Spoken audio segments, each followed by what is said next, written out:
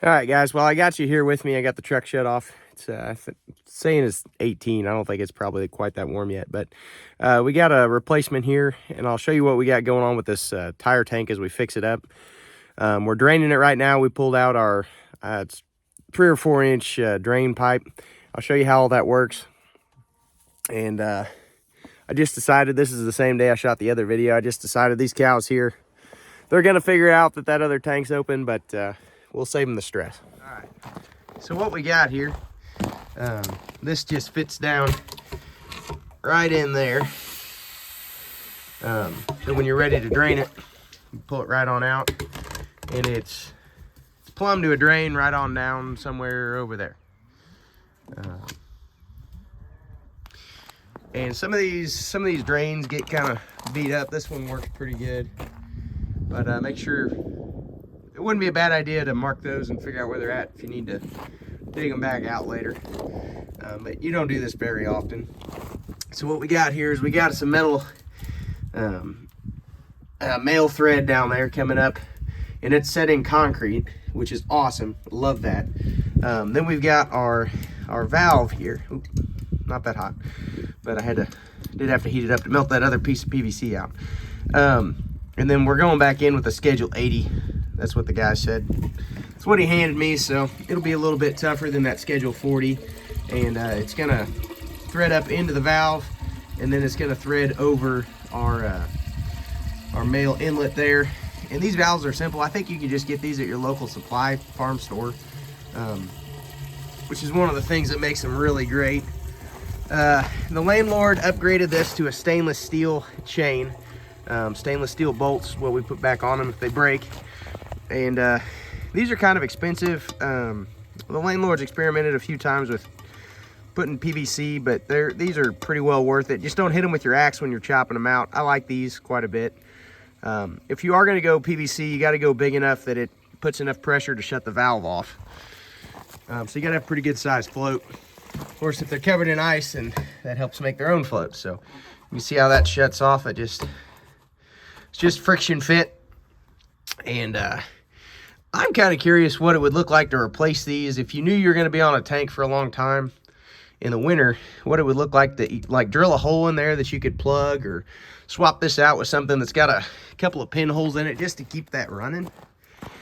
I don't know. I had a guy that works for my dad say that he interned for a farmer that had a tire tank, and he had a shutoff valve down in there to open it up, and that would drain all winter. And so that way your water's always circulating, never freezes. So there's lots of ideas. The other thing you could do is you could cover half of it with plywood, cover it with dirt. I see that a lot out west, but I get along pretty good with these. We don't usually have too many freezing days that are, in the negatives.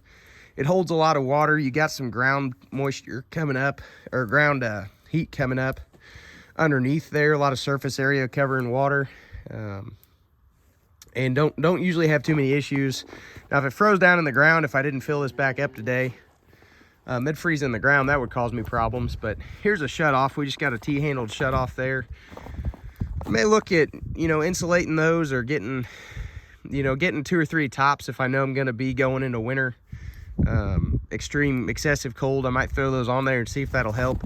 Because what happens is you get the calves knock this off. Even if you wire them down, these cows are just so strong, they flip these off just playing with them. And you probably, yeah, there you go.